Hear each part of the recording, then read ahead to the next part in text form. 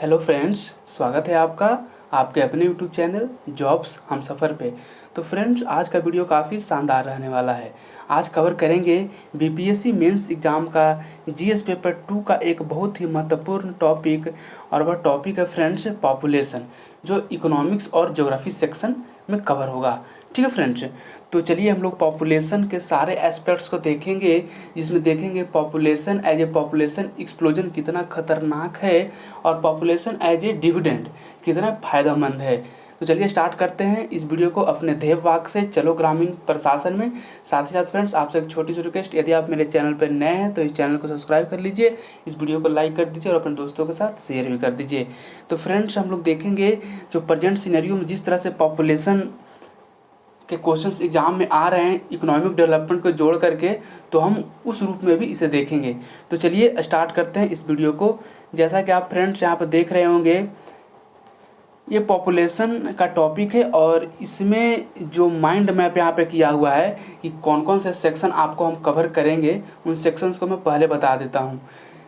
ठीक है फ्रेंड्स, इसमें कई रिपोर्ट्स भी लिखे गए हैं इस आंसर के अंतर्गत, तो आपको एग्ज़ाम में काफ़ी फ़ायदा पहुंच सकता है और बहुत सारे मटेरियल का संग्रह एक जगह आपको मिल सकता है।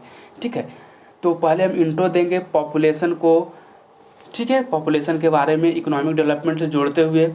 इसके बाद phase of demographic transition theory, demographic transition theory क्या है उसके बारे में बताएंगे। ठीक है, और इसमें हम चर्चा करेंगे पॉपुलेशन एक्सप्लोजन क्या है और पॉपुलेशन डिविडेंड क्या है।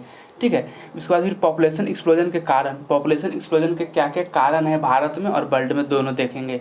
इसके बाद फ्रेंड्स, इसका इम्पैक्ट, कि पॉपुलेशन एक्सप्लोजन होने से क्या प्रभाव पड़ेगा, ठीक है, वो हम देखेंगे।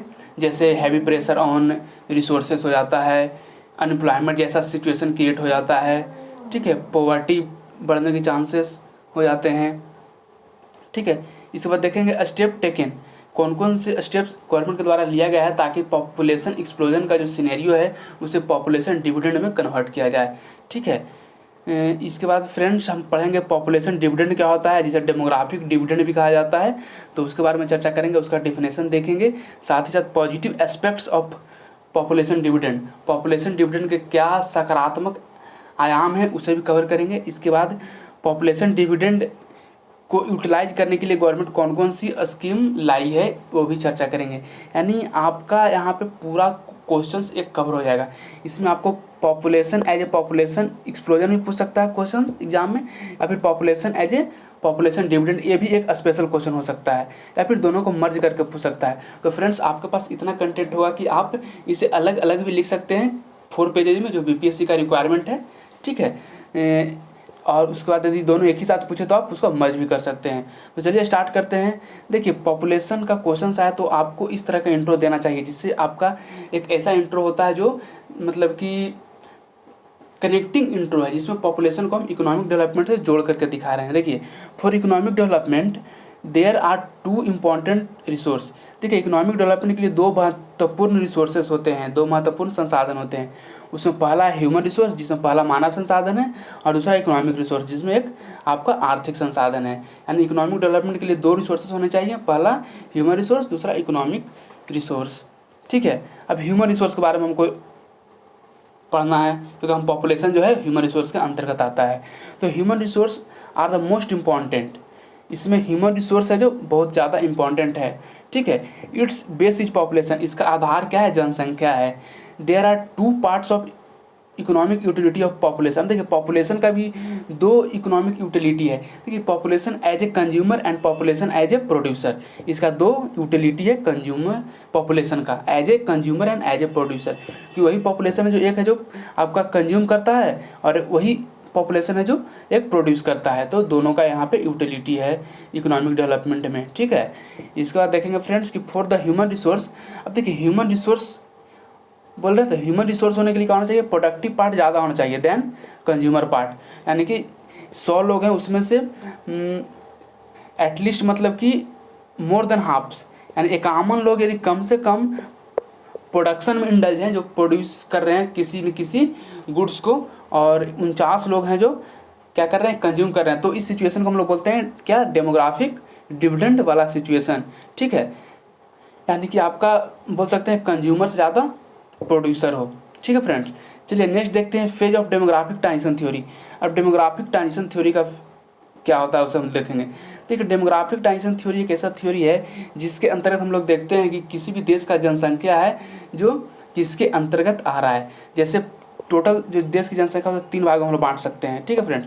पहला यंग पॉपुलेशन, दूसरा वर्किंग एज पॉपुलेशन, ठीक है, और एक हो गया ओल्ड एज पॉपुलेशन। यही 3 जनसंख्या किसी न किसी देश में, हर देश में यही रहती है, ठीक है। अब इसी में होता है कि कई ऐसे देश हैं जहाँ पे यहाँ पे जो चाइल्ड वाला पॉपुलेशन है वो ज़्यादा है, ठीक है, और जो वर्किंग एज पॉपुलेशन यानी कि यंग पॉपुलेशन इसे बोलिए, ये चाइल्ड पॉपुलेशन है, और ये वर्किंग एज पॉपुलेशन यानी यंग पॉपुलेशन, और ये ओल्ड एज पॉपुलेशन। तो किसी देश में चाइल्ड एज पॉपुलेशन ज़्यादा होता है तो किसी में वर्किंग एज यानी कि यंग एज पॉपुलेशन ज़्यादा होता है, तो किसी देश में ओल्ड एज पॉपुलेशन ज़्यादा होता है। तो देखते हैं कि इनका क्या क्या स्पेशल नाम है। देखिए फ्रेंड्स, यदि आपका इसे हम लोग चाइल्ड एज पॉपुलेशन को 1 से डिनोट करते हैं और यंग एज पॉपुलेशन 2 से और ओल्ड एज पॉपुलेशन 3 से। तो यदि जो आपका नंबर ऑफ चाइल्ड हैं जो ज़्यादा हो जाए sum of young plus old age population and 1 is greater than 2+3, तो इस सिचुएशन को बोलते हैं पॉपुलेशन एक्सप्लोजन। इस सिचुएशन क्या है? पॉपुलेशन एक्सप्लोजन वाला सिचुएशन है। उसी तरह से यदि पॉपुलेशन डिविडेंड की बात की जाए तो यहाँ पे देखिएगा ये 2 वाला पॉपुलेशन ज़्यादा है, देख रहे हैं शेयर इसका। तो number of young age population ज़्यादा हो then the child age population, child plus old age population से, तो इस तरह की सिचुएशन को बोलते हैं पॉपुलेशन डिविडेंड। यहाँ पे वर्किंग एज पॉपुलेशन ज़्यादा है, ठीक है, तो यहाँ पे क्या हुआ? प्रोड्यूसर पार्ट ज़्यादा है देन द कंज्यूमर पार्ट, ठीक है फ्रेंड्स। अब देखिए एजिंग पॉपुलेशन एक ऐसा कंडीशन है जिसमें ओल्ड एज पॉपुलेशन की संख्या ज़्यादा हो then the sum of young population plus child population, ठीक है फ्रेंड्स। अब बात करें इंडिया की एवरेज एज की, तो देखिए इंडिया की एवरेज एज 24 ईयर है, क्योंकि भारत की 24 ईयर, जबकि बिहार की बात करें तो 21 ईयर। फ्रेंड्स हम यूपी की बात करें तो 21 ईयर, वही हम बात करें हम तमिलनाडु की तो तमिलनाडु का 31 ईयर। ये क्या है? ये सभी हैं जो एवरेज एज है इंडिया का और उनके डिफरेंट स्टेट का, क्योंकि सबसे यंग पॉपुलेशन है जो बिहार में 20 ईयर, ठीक है। अब देखिए factor responsible for population explosion. अब देखिए अब कौन सा केस पढ़ रहे हैं? अब हम पढ़ रहे हैं कौन सा केस? पॉपुलेशन एक्सप्लोजन वाला, जिसमें हम लोग क्या पढ़े थे? जो पढ़े थे कि number of child age population है जो ज़्यादा होना चाहिए then young age population and old age population. तो इस तरह का हम अब सिनेरियो देख रहे हैं, यानी कि क्या क्या रिस्पॉन्सिबल फैक्टर्स हैं पॉपुलेशन एक्सप्लोजन के। देखिए फ्रेंड्स, तो पॉपुलेशन एक्सप्लोजन के रिस्पॉन्सिबल फैक्टर कौन कौन है? तो सबसे पहला पॉवर्टी है। देखिए पॉवर्टी, गरीब लोग क्या करते हैं कि अपने चाइल्ड को as a unit of consumption नहीं मानते हैं, यूनिट ऑफ प्रोडक्शन मानते हैं, यानी कि जितने ज़्यादा बच्चा पैदा करो उतने लोग कमा करके ला करके देंगे घर में। तो एक गरीब लोगों की ये मानसिकता है, जो बिलो पॉवर्टी लाइन है उनका ये मानसिकता है कि उनका जो चाइल्ड है वह as a part of consumer नहीं, as a part of producer, ठीक है। यानी poverty causes population explosion. Poverty है जो पॉपुलेशन एक्सप्लोजन का एक बहुत बड़ा कारण है। इन पुअर गरीबी में childrens are not unit of consumption, they are the unit of production है, यूनिट ऑफ प्रोडक्शन है। वही देखिए जो एजुकेटेड फैमिली होते हैं उनमें नंबर ऑफ चाइल्ड्स को कम रखा जाता है ताकि उन चाइल्ड का प्रॉपर एजुकेशन मिल सके, प्रॉपर हेल्थ फैसिलिटी मिल सके, प्रॉपर न्यूट्रिशन मिल सके, तो वो इन चीज़ों को जानते हैं। लेकिन वही जो पुअर से वहाँ पे क्या है? यूनिट ऑफ प्रोडक्शन, यानी कि जितने बच्चा पैदा करो वही उतना कमा करके ला करके देंगे, ठीक है। इसके बाद friends compulsion of male child, कहीं ना कि हमारा जो इस तरह के रिचुअल्स है, रीति रिवाज है जिसमें मेन चाइल्ड का कंपल्सन है, तो ये भी एक बहुत बड़ा फैक्टर है पॉपुलेशन एक्सप्लोजन का, कि जब तक लोगों का एक मेन चाइल्ड नहीं होता तब तक वो कहीं ना कहीं वो चाहते हैं कि मतलब कि मेल चाइल्ड एक न एक हो जाए। इसके लिए इसी केस में बहुत सारे ऑफस्प्रिंग, बहुत सारे बच्चे जन्म ले लेते हैं, ठीक है। Lack of confidence regarding the life of child. अब देखिए ये भी एक बहुत बड़ा इशू है, ठीक है। कई लोग को देखा गया है कि उनका मेन चाइल्ड हो जाता है, ठीक है, लेकिन देखा गया है कि वो देखते हैं कि यदि एक मेल चाइल्ड रखा जाए, यदि इस पर कोई हेल्थ इशू आता है तो इन द फ्यूचर यदि कुछ हेल्थ इशू आते हैं और उनके कारण उनका डेथ हो जाता है, तो इसी कारण वो क्या करते हैं कि 2 चाइल्ड रखते हैं ताकि एटलीस्ट एक जाएगा तो एक तो रहेगा, ठीक है। तो इस तरह का भी मतलब कि लैक ऑफ कॉन्फिडेंस होता है लोगों को बीच में कि उनका बच्चा के लाइफ में क्या है, जी पाएगा या नहीं जी पाएगा, क्योंकि कहीं ना कहीं इंडिया में मोर्टेलिटी रेट बहुत ज़्यादा है, इन्फेंट मोर्टेलिटी रेट बहुत ज़्यादा है। तो ये भी एक बहुत बड़ा कारण है कि नंबर ऑफ चाइल्ड इंक्रीज होने का, ठीक है। इसके बाद देखेंगे lack of woman empowerment, hence there is long fertility. देखिए अब यहाँ पे वुमन एम्पावरमेंट की भी कमी है, यहाँ पे वुमन एम्पावरमेंट की कमी के कारण फर्टिलिटी है जो लंबी हो जाती है। इसका हम आपको लिंक करते हैं। जैसे देखिए वुमेंस का क्या होता है कि बहुत कम उम्र में शादी हो जाता है, ठीक है। मान लीजिए कि उनका शादी हो गया 15 से 18 वर्ष के बीच में उनका शादी कर दिया जाता है। अब देखिए कहीं ना कहीं फीमेल का जो फर्टिलिटी एज है वह है जो कहीं ना कहीं वह 15 से लेकर के 45 तक होता है। आप सोच सकते हैं कि ये लगभग 30 साल का फर्टिलिटी रेट हुआ। यदि वही वुमेन एम्पावर हो जाए और वह जॉब करने लगे तब उनका शादी होगा, वो होगा एटलीस्ट 25 ईयर के आसपास। तो अब देख सकते हैं 25 ईयर और इनका फर्टिलिटी एज लास्ट है 45 ईयर। अब आप देख सकते हैं यहाँ पे इनका फर्टिलिटी एज मात्र 20 ईयर बचा, पहले में कितना बच रहा था, 30 ईयर बच रहा था। तो कहीं ना कहीं वुमेन एम्पावरमेंट से इनका फर्टिलिटी एज तो घटेगा। अब इस फर्टिलिटी एज में अब वो नंबर ऑफ चाइल्ड से जो कम ही मतलब कि पैदा करेंगे, ठीक है। तो कहीं ना कहीं वुमेन एम्पावरमेंट भी एक बहुत बड़ा फैक्टर है। यहाँ पे वुमेन एम्पावरमेंट की कमी है भारत में, इसके कारण यहाँ पे फर्टिलिटी एज ज़्यादा है, ठीक है।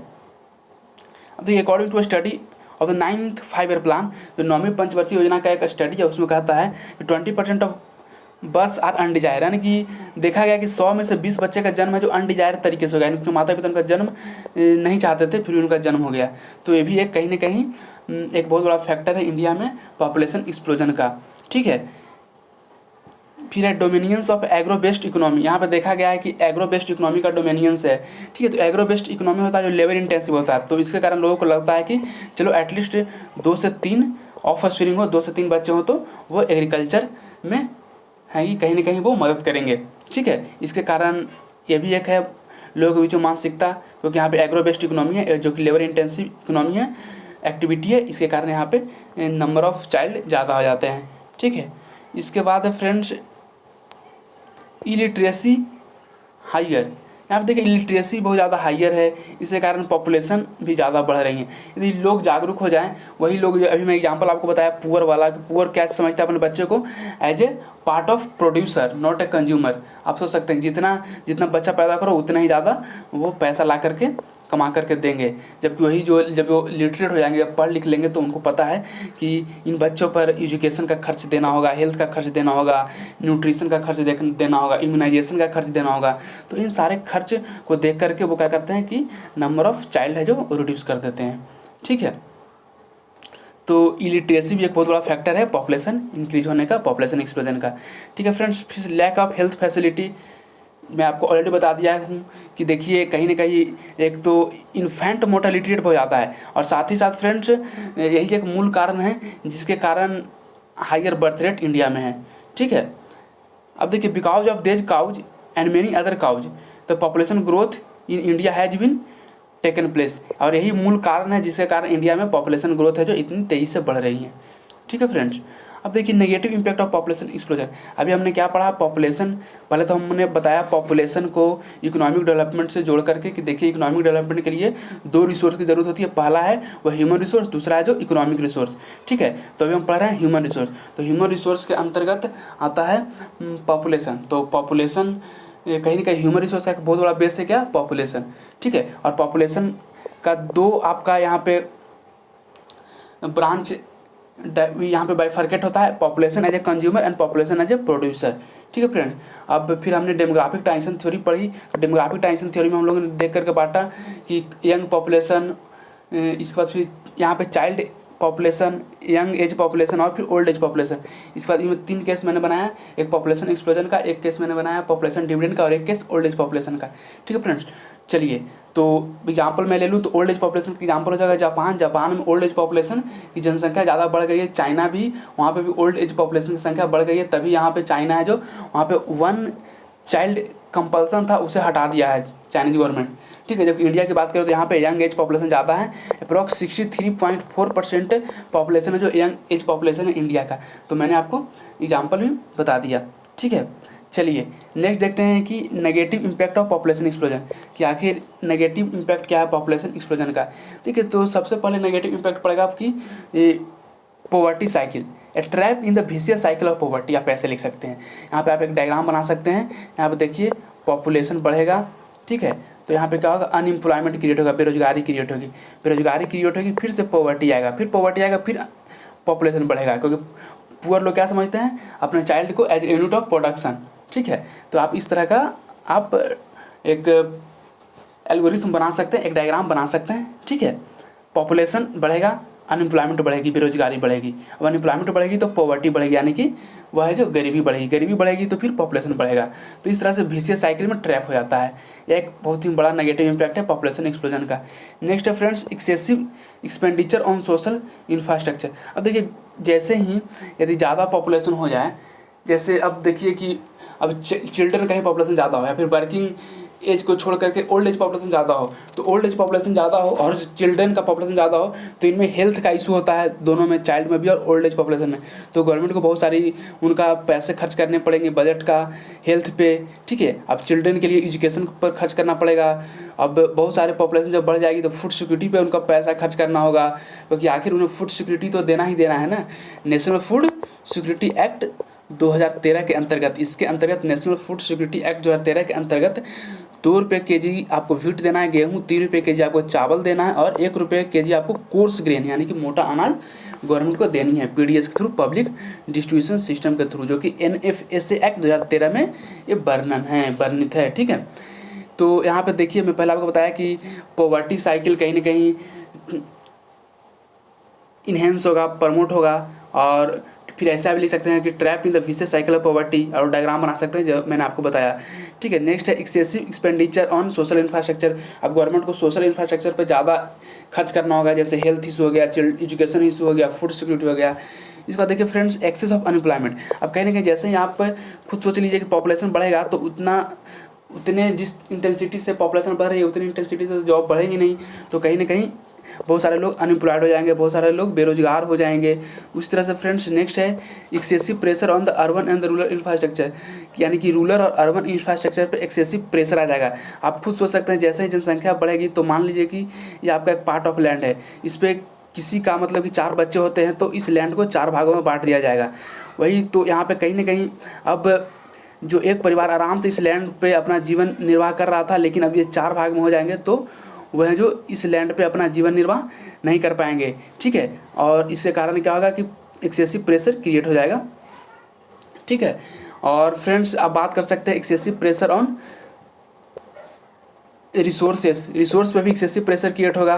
ठीक है, जो मैंने आपको एग्जांपल लेकर बताया अभी लैंड वाला, कि देखिए लैंड पे किस तरह से आपका रिसोर्स पे प्रेशर क्रिएट हो रहा है, या फिर फॉरेस्ट भी आप ले सकते हैं, फॉरेस्ट पे किस तरह से प्रेशर क्रिएट हो रहा है। ठीक है, और यहाँ पे आप रूरल और अर्बन इंफ्रास्ट्रक्चर कहने का मतलब देखिए कि आप इस तरह से देख सकते हैं कि जैसे फ्रेंड्स मान लीजिए कि कोई शहर है। ठीक है, इस शहर में मान लीजिए कि मात्र 1 लाख लोग रह सकते हैं और इसमें 2 लाख लोग आकर के रह रहे हैं, तो कहीं ना कहीं एक्सेसिव जो कि प्रेशर तो क्रिएट होगा वहाँ के रोडवे पे, वहाँ पे के रेलवे पे, वहाँ के एयरबेज पे, तो ये भी एक एक्सेसिव प्रेशर क्रिएट होने वाला कारण है। ठीक है, इसके बाद फ्रेंड्स हम देखेंगे कि चैलेंजेज ऑफ बेस्ट मैनेजमेंट का चैलेंजेज है। अब वही लोग जो शहर में रहेंगे 2 लाख लोग, तो उनके कारण बहुत सारा वेस्ट प्रोड्यूस होगा। ठीक है, तो चैलेंजिंग रिगार्डिंग बेस्ट मैनेजमेंट भी होगा। ठीक है, इसके बाद friends impact of the development is marginalised. अब देखिए फ्रेंड्स, कहीं ना कहीं गवर्नमेंट है जो कुछ बजट एलोकेट करती है, यदि पॉपुलेशन कम होता तो उनका सर्वांगीण विकास होता। ठीक है, इंक्लूसिव ग्रोथ होता, लेकिन अब वही एक 100 पॉपुलेशन जगह 1000 पॉपुलेशन पर सेम फंड खर्च हो रहा है, तो यहाँ पे लोगों का विकास उतना तेजी से नहीं होगा जितना तेजी से होना चाहिए था। यानी कहीं ना कहीं उनका डेवलपमेंट भी है जो मार्जिनलाइज्ड हो जाएगा, यानी कि बहुत ही रिड्यूस हो जाएगा, उनका डेवलपमेंट भी हाशिए पर चला जाएगा।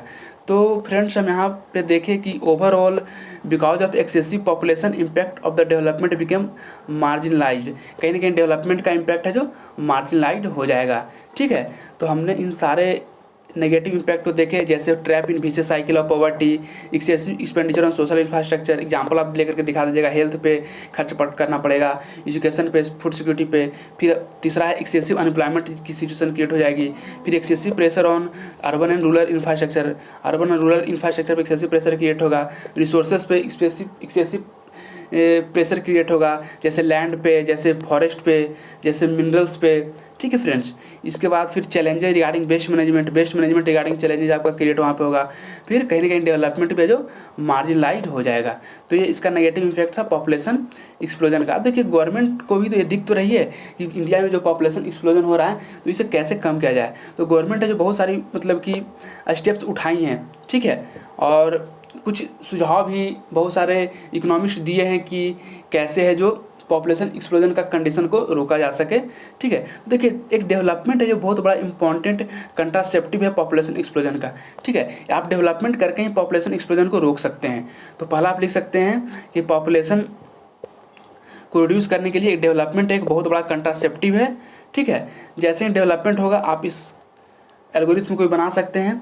जैसे डेवलपमेंट बढ़ेगा तो क्या होगा कि पॉपुलेशन घटेगा। कैसे घटेगा?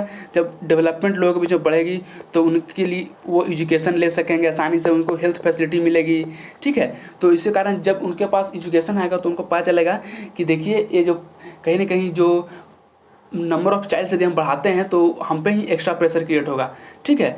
तो इसके कारण वो लोग चाहते हैं कि नंबर ऑफ चाइल्ड है जो कम किया जाए, ठीक है। जैसे ही नंबर ऑफ चाइल्ड कम करेंगे तो पॉवर्टी भी कम हो जाएगा, क्योंकि नंबर ऑफ चाइल्ड कम होगा तो एम्प्लॉयमेंट लोगों को मिलने लगेगी, रोजगार लोगों को मिलने लगेगी और लोगों का पॉवर्टी घट जाएगा, ठीक है। और फिर पॉवर्टी घटेगी तो फिर है जो कहीं ना कहीं फिर पॉपुलेशन घटेगा, ठीक है। तो इस तरह का साइकिल आप बना सकते हैं।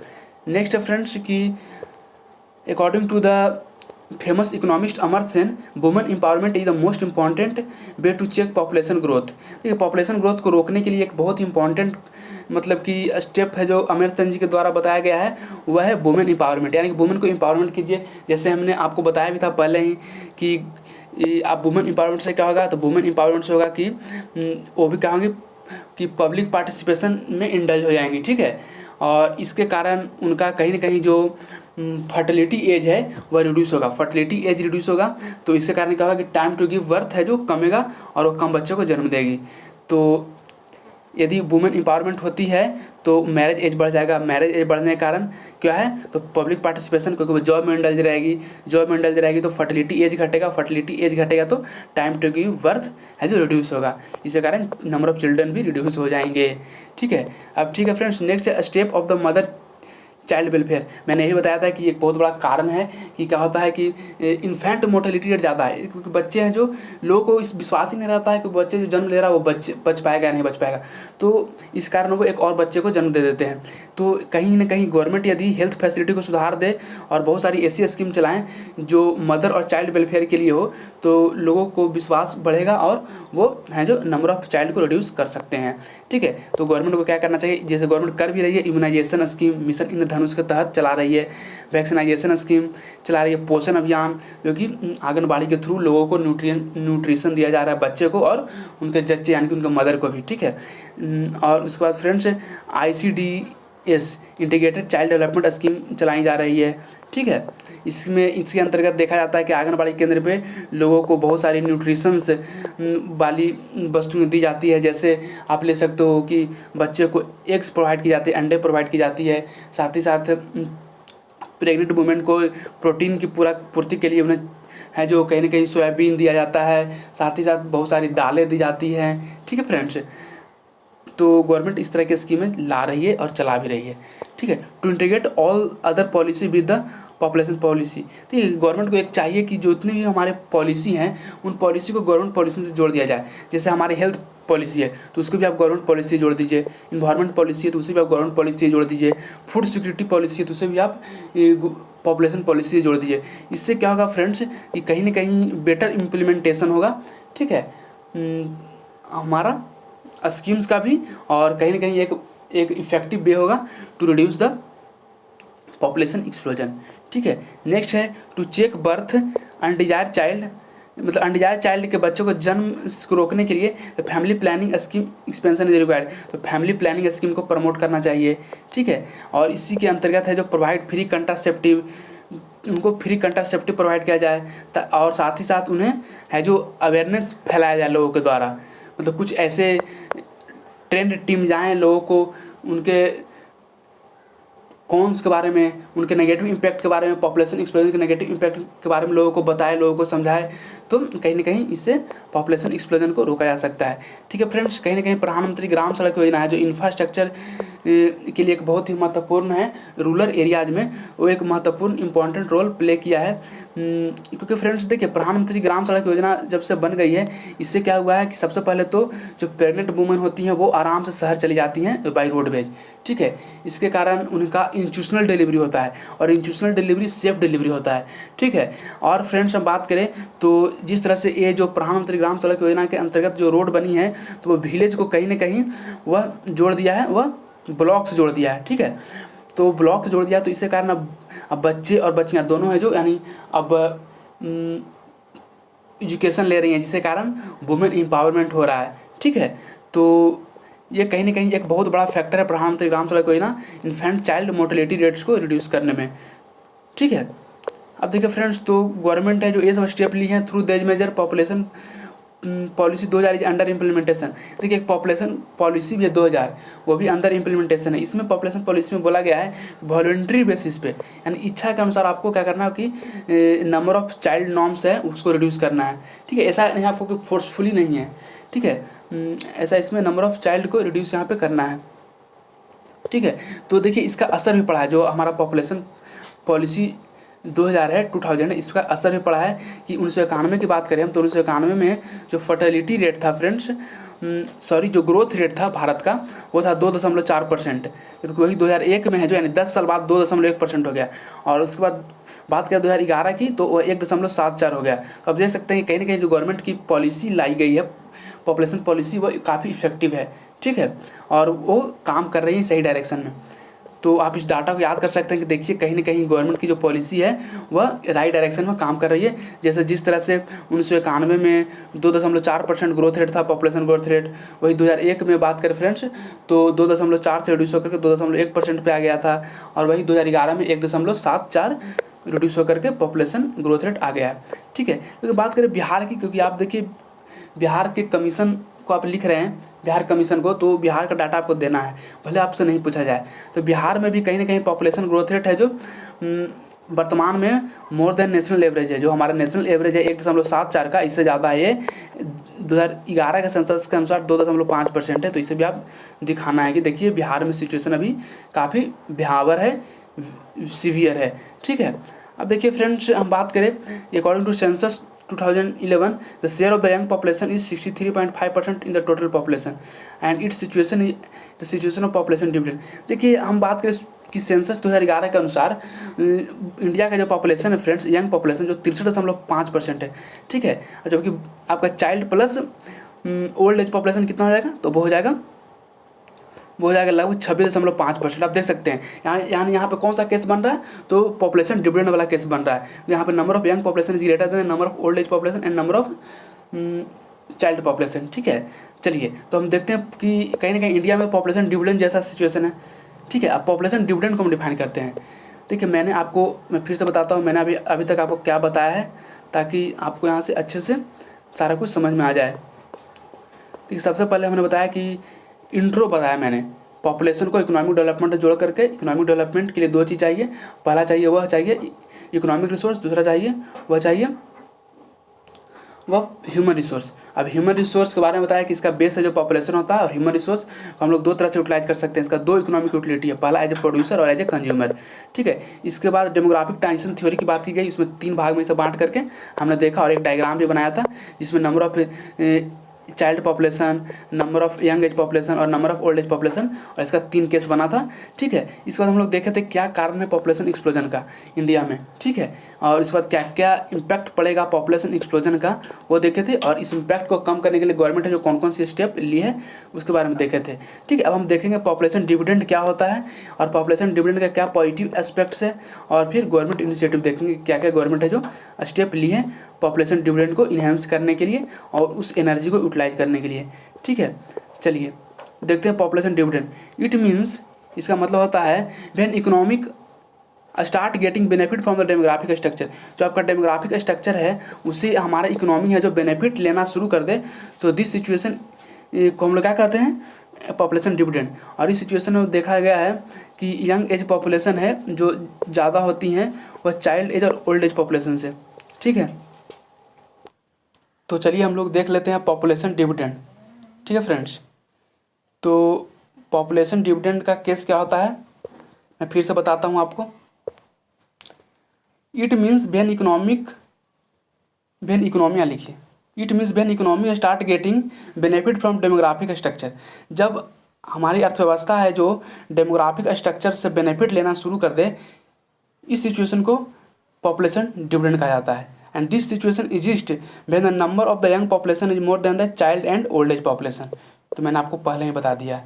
ठीक है, नेक्स्ट है according to the census 2011 the share of young population in the total population is more than 63.4%। भारत में जो यंग एज पॉपुलेशन है वो 63.4% है। ठीक है फ्रेंड्स, और एवरेज एज की बात करें तो इंडिया का जो एवरेज एज है वो 24 ईयर है, जबकि बिहार की बात करें तो 20 ईयर है, यूपी की बात करें तो 21 ईयर और तमिलनाडु की बात करें तो 31 ईयर। आपको ध्यान में रखना है। ठीक है, अब देखिए positive aspects with the population dividend phase. अब पॉपुलेशन डिविडेंड फेज है उसका क्या क्या पॉजिटिव एस्पेक्ट्स है। देखिए अब यहाँ पे यंग पॉपुलेशन ज़्यादा होते हैं। ठीक है, यंग पॉपुलेशन को क्या दिखाया था as a part of producer, वो प्रोडक्शन ज़्यादा करेंगे, प्रोडक्शन ज़्यादा करेंगे तो और ज़्यादा जॉब क्रिएट होगी, इंप्लॉयमेंट ज़्यादा क्रिएट होगी, इंप्लॉयमेंट क्रिएट होगी, लोग का इनकम बढ़ेगा, लोग का इनकम बढ़ेगा, सेविंग बढ़ेगा, लोग का सेविंग बढ़ेगा, इन्वेस्टमेंट बढ़ेगा। ठीक है फ्रेंड्स, तो इस तरह से कहीं ना कहीं एक साइकिल बन जाता है जिसमें क्या होता है कि उस इकोनॉमी का ग्रोथ बहुत ही हाइगर रेट से होता है। ठीक है, मैं फिर से बोलता हूँ कि देखिए यंग एज पॉपुलेशन है। ठीक है, इसका मतलब प्रोडक्शन वहाँ ज़्यादा होगी, प्रोडक्शन ज़्यादा होगी, एम्प्लॉयमेंट क्रिएट होगी, एम्प्लॉयमेंट क्रिएट होगी, लोग का इनकम बढ़ेगा, लोग का इनकम बढ़ेगा, सेविंग बढ़ेगा, सेविंग बढ़ेगा, लोग इन्वेस्टमेंट फिर से करेंगे और भी कंपनी में। ठीक है, नेक्स्ट है increase in the startup and the other enterprises. देखिए लोग यदि पॉपुलेशन डिविडेंड का सिचुएशन यानी यहाँ पे यंग पॉपुलेशन ज़्यादा है तो वहाँ पे चांसेस होते हैं बहुत सारे स्टार्टअप होने का, बहुत सारे नए नए आइडिया को लेकर के यंग पॉपुलेशन है जो स्टार्टअप्स करते हैं और अदर इंटरप्राइजेज भी खुलने की काफ़ी संभावना होती हैं। ठीक है, excess of different type of demand. अब देखिए सबसे ज़्यादा डिमांड तो कहीं ना कहीं यंग एज पॉपुलेशन वाले ही करते हैं, जैसे वाइट गुड्स हैं, सनराइज इंडस्ट्री हैं। ठीक है, तो इस तरह से नए नए घर बनेंगे, नए नए व्हीकल्स गाड़ी आएंगी, नए नए मतलब फिर भूमि का डिमांड बढ़ेगा, फिर टूरिज्म बढ़ेगा क्योंकि लोगों के पास पैसे होती हैं तो वो कहीं ना कहीं अपने फ्री समय में वो उस पैसे को खर्च करना चाहते हैं और उसके लिए टूरिज्म को बढ़ावा मिलेगा। ठीक है, तो ये सब कहीं ना कहीं पॉजिटिव एस्पेक्ट्स हैं पॉपुलेशन डिविडेंड का। ठीक है, यानी कि पहला मैंने आपको बताया कि लोगों का ये आपका होगा कि डिविडेंड सिचुएशन है तो प्रोडक्शन बढ़ेगा, एम्प्लॉयमेंट बढ़ेगा, इनकम बढ़ेगा, सेविंग बढ़ेगा, इन्वेस्टमेंट बढ़ेगा। ठीक है, इसके बाद स्टार्टअप्स बढ़ेंगे और अदर इंटरप्राइजेज भी खुलेंगे और बहुत सारे डिमांड भी बढ़ेंगी, जैसे वाइट गुड्स का डिमांड, सनराइज इंडस्ट्री का डिमांड, और फिर हाउसेस बनेंगे, व्हीकल्स नए ले लिए जाएंगे, लैंड्स का डिमांड बढ़ेगा, टूरिज्म प्रमोट होगा। तो ये सभी क्या है कि positive aspects of population dividend है। अब क्वेश्चन है नेक्स्ट है कि how positive aspects can be enhanced. अब देखिए ये तो पॉजिटिव एस्पेक्ट्स है, इसे और कैसे बढ़ाया जा सकता है पॉजिटिव एस्पेक्ट्स को। तो देखिए जो भारत में मैंने आपको बताया कि यंग एज पॉपुलेशन 24 ईयर है, लेकिन यहाँ पे देख रहे हैं कि उतना ज़्यादा हमारा इकोनॉमिक ग्रोथ नहीं है, उतने अच्छे से यूटिलाइज नहीं कर पा रही है हमारी इकोनॉमी उस पॉपुलेशन डिविडेंड को, डेमोग्राफिक डिविडेंड सिचुएशन को। तो इसके लिए क्या करना पड़ेगा, लोगों को शिक्षा देनी पड़ेगी, स्किल देनी पड़ेगी, तभी वो क्या है कि जॉब में टिक पाएंगे। उन्हें पहले तो स्किल ज़रूरत होती है एम्प्लॉयमेंट के लिए। ठीक है, और एम्प्लॉयबिलिटी के लिए भी। ठीक है, एम्प्लॉयमेंट एंड एम्प्लॉयबिलिटी में इसका अंतर बताता हूँ। एम्प्लॉयमेंट का मतलब होता है कि आपको जॉब मिल जाए। ठीक है, और एम्प्लॉयबिलिटी होता है कि to remains in the job, आप जॉब में बने रहें। ठीक है, तो स्किल डेवलपमेंट से क्या होगा, एक तो एम्प्लॉयमेंट स्किल उसके अंदर उत्पन्न होगा और एम्प्लॉयबिलिटी भी बढ़ेगी लोगों का। ठीक है, इसके बाद है friends by creating employment and self employment opportunity. मतलब गवर्नमेंट को कुछ ऐसा सिचुएशन क्रिएट करना पड़ेगा जिससे लोग हैं जो सेल्फ एम्प्लॉयमेंट के प्रति उनका झुकाव ज़्यादा हो, they are more lean towards the self employment. ठीक है, और कुछ ऐसे भी नए कुछ अपॉर्चुनिटी लानी चाहिए जिससे एम्प्लॉयमेंट अपॉर्चुनिटी भी क्रिएट हो। तो देखिए गवर्नमेंट के द्वारा जो स्टेप्स लिए गए हैं, जैसे पहले स्किल डेवलपमेंट की बात की जाए तो उसके लिए प्रधानमंत्री कौशल विकास योजना, जो कि एक कहीं ना कहीं एक फ्लैगशिप स्कीम है जिसके अंतर्गत DC, इसे आप सुधार लीजिएगा। नेशनल स्किल डेवलपमेंट कॉरपोरेशन है जो ट्रेनिंग प्रोवाइड करती है। और प्रधानमंत्री कौशल विकास योजना 1.0 में तो लोगों को स्किल डेवलपमेंट दिया गया, लेकिन प्रधानमंत्री कौशल विकास योजना 2.0 है, इसमें लोगों को स्किल के साथ एम्प्लॉयमेंट भी कंपलसरी कर दिया गया। यानी कि जो लोग स्किल डेवलपमेंट प्रधानमंत्री कौशल विकास योजना के अंतर्गत स्किल डेवलपमेंट प्रोग्राम में इंगेज होंगे तो उन्हें भी स्किल डेवलपमेंट के साथ साथ एम्प्लॉयमेंट भी कंपलसरी मिलेगी। ठीक है। इसके बाद फ्रेंड्स नेक्स्ट है दीनदयाल अंत्योदय स्कीम है। इसके अंतर्गत भी रूरल पीपल को ट्रेनिंग दिया जाता है। संकल्प है, स्ट्राइव है, अप्रेंटिसशिप एक्ट 1961 में सुधार किया गया है, अप्रेंटिसशिप एक्ट 1961 में रिफॉर्म किया गया और उसके अंतर्गत अब वर्तमान में क्या क्या है कि 2 लाख अप्रेंटिस जो पहले ट्रेनिंग पाते थे उसको बढ़ा करके 20 लाख कर दिया गया है। ठीक है, अप्रेंटिसशिप को बढ़ा दिया गया 2 लाख से 20 लाख। ठीक है फ्रेंड्स, नेक्स्ट है एम्प्लॉयमेंट जनरेटिंग स्कीम। तो एम्प्लॉयमेंट जनरेटिंग स्कीम में मनरेगा है। ठीक है, तो Mahatma Gandhi national rural employment guarantee scheme है। ठीक है, तो फ्रेंड्स मनरेगा के अंतर्गत क्या है कि राइट टू एम्प्लॉयमेंट को एक लीगल राइट बना दिया गया है, जिसके अंतर्गत आपको 1 वर्ष में 100 दिन के लिए आपको रोजगार मिलेगा और आपके एरिया के पेरीफेरी में ही मिलेगा। ठीक है फ्रेंड्स, और लेकिन यह कहीं ना कहीं एक सीजनल एम्प्लॉयमेंट है। देखिए यह एम्प्लॉयमेंट जनरेटिंग स्कीम तो है, लेकिन ये सीजनल एम्प्लॉयमेंट जनरेटिंग स्कीम है। 365 दिन में आपको मात्र 100 दिन का ही रोजगार मिल रहा है। ठीक है, next friends make in India पे गवर्नमेंट फोकस की, जो कि 2014 में यह स्कीम को इंडियन गवर्नमेंट के द्वारा लॉन्च की गई थी। इसके अंतर्गत कहीं ना कहीं इंफ्रास्ट्रक्चर डेवलपमेंट प्रोजेक्ट्स पे फोकस किए गए हैं और जिससे इंफ्रास्ट्रक्चरल बेस यदि इंडिया में सुधारता है तो a number of investment, foreign investment आए और वो फॉरेन इन्वेस्टमेंट है बहुत सारी जॉब्स क्रिएट कर सकती है। ठीक है, इसके बाद इंडस्ट्रियल कॉरिडोर स्कीम बनाई जा रही है, जिससे इंडस्ट्रियल कॉरिडोर स्कीम में मेनली फोकस किया जाएगा ताकि 2 सिटी के बीच की दूरी को रिड्यूस कर दिया जाए। ठीक है, और इससे क्या होगा कि जो भी पेरिसेबल गुड्स हैं उसे आसानी से वहाँ पहुँचाया जा सकता है। ठीक है, और भी कुछ other economic development related measures लिए गए हैं। अब देखिए, तो मैंने आपको बताया पहला skill development programme. Skill development में मैंने प्रधानमंत्री कौशल विकास योजना की चर्चा की, संकल्प की, स्ट्राइव की। ठीक है, इसके बाद फ्रेंड्स एम्प्लॉयमेंट जनरेटिंग स्कीम में मनरेगा आ गया, इसके बाद मेक इन इंडिया आया, इसके बाद इंडस्ट्रियल कॉरिडोर बनाया जा रहा है और अदर इंफ्रास्ट्रक्चर वर्क भी किया जा रहा है जिससे जॉब है जो अपॉर्चुनिटी लोगों को मिले। ठीक है, नेक्स्ट है फ्रेंड्स सेल्फ एम्प्लॉयमेंट स्कीम भी इंडियन गवर्नमेंट के द्वारा चलाई जा रही है, जिसमें लोगों को प्रमोट किया जा रहा है कि आप खुद से मतलब रोजगार उत्पन्न कीजिए। तो उसके लिए मुद्रा योजना है, इसके अंतर्गत 3 लोन मिलता है। एक आपका हो गया, वो हो गया किशोर और तरुण लोन दिया जाता है इसके अंतर्गत। साथ ही साथ फ्रेंड्स स्टार्टअप योजना की बात करें तो स्टार्टअप योजना की बात करें तो फ्रेंड्स इसमें भी प्रमोट किया गया सेल्फ एम्प्लॉयमेंट को ही। ठीक है, और स्टैंडअप योजना की बात करें तो इसमें भी सेल्फ एम्प्लॉयमेंट को ही प्रमोट किया गया है, वो स्पेशली SC ST और वुमेन के लिए है। ठीक है, उसमें वो नए नए आइडिया लेकर के आए, नए नए इन्नोवेशन लेकर के आए और उसमें गवर्नमेंट क्या करेगी, उसके लिए कुछ फंड एलोकेट कर देगी। ठीक है, ठीक है फ्रेंड्स, नेक्स्ट है वेलफेयर रिलेटेड स्कीम। गवर्नमेंट कई तरह के वेलफेयर रिलेटेड स्कीम भी चला रही है। ठीक है, जैसे रिफॉर्म इन लेबर लॉ में रिफॉर्म किया है, amendment in maternity benefit act 1961, फिर श्रम योगी मानधन योजना। इसी के अंतर्गत कहीं ना कहीं जो भी वर्किंग लेबर है जो इनफॉर्मल सेक्टर में काम करते हैं उनके लिए UAN बनाया गया है, यूनिवर्सल।